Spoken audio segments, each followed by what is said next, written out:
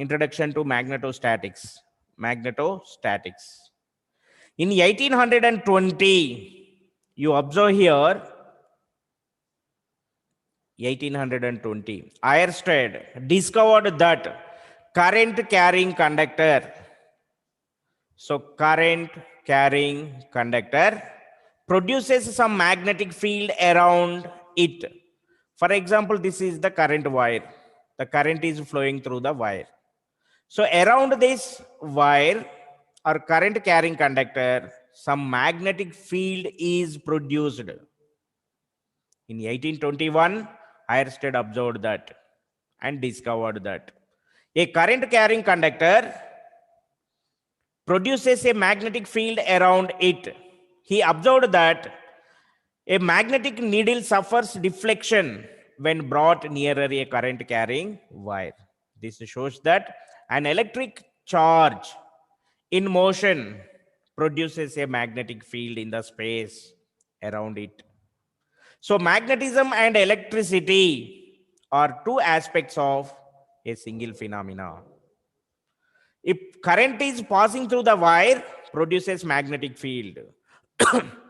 So current passing, electricity. Producing magnetic field, magnetism.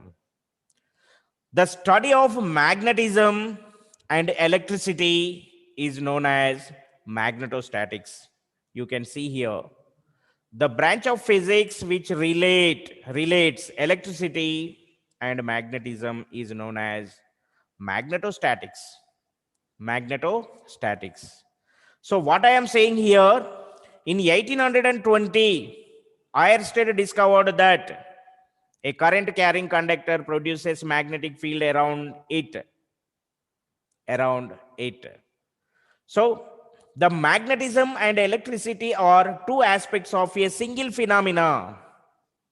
The study of electricity and magnetism is known as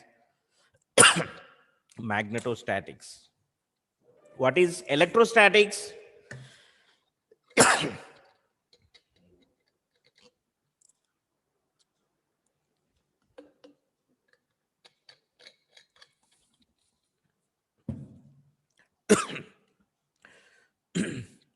Okay, this is the definition of magnetostatics.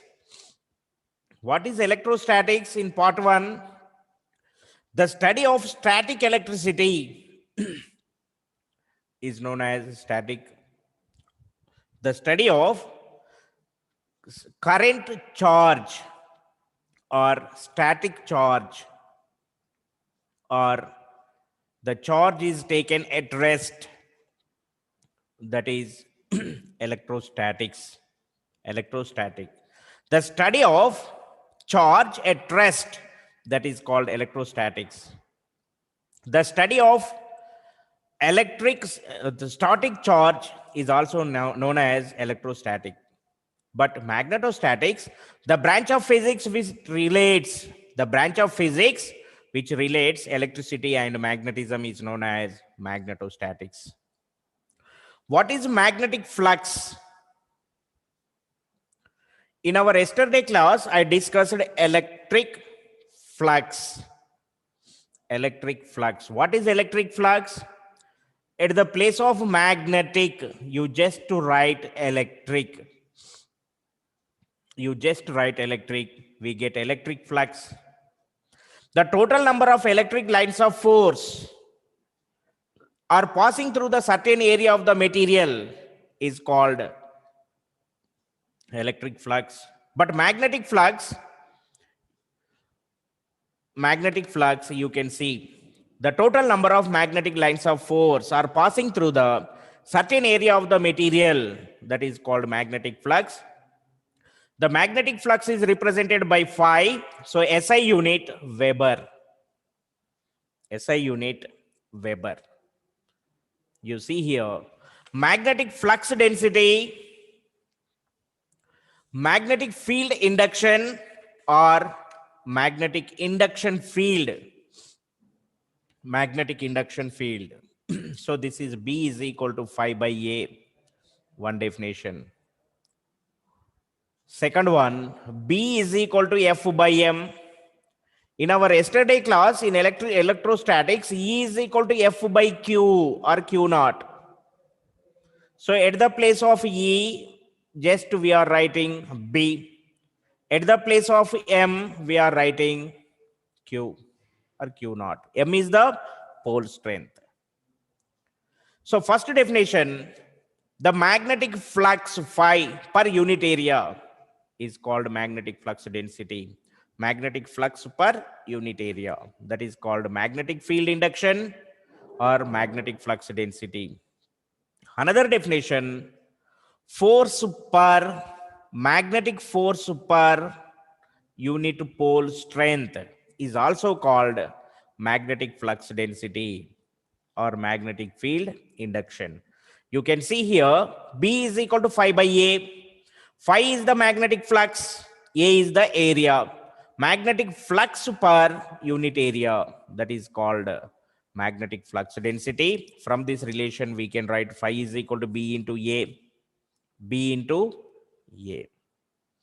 When surface of unit area makes an angle theta, in our yesterday class, phi is equal to B cos theta. In our yesterday class, phi electric flux phi is equal to E cos theta into A. At the place of E, just take B. Phi is equal to B cos theta into A, that is B dot A.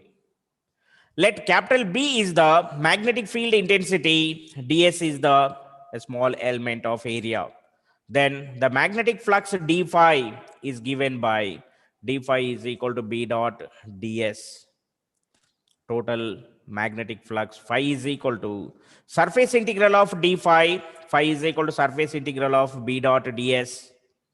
You just remember phi is equal to surface integral of B dot ds. In electrostatics, phi is equal to surface integral of E dot ds. So just comparison, phi is equal to surface integral of B dot ds. B dot ds. So unit, SI unit for magnetic flux density, this is Weber, this is meter square, area meter square. So Weber per meter square, that is Tesla. So in CGS unit, that is Gauss. 1 Tesla is equal to dash Gauss, 10 to the power 4 Gauss. 1 Tesla is equal to 10 to the power 4 Gauss.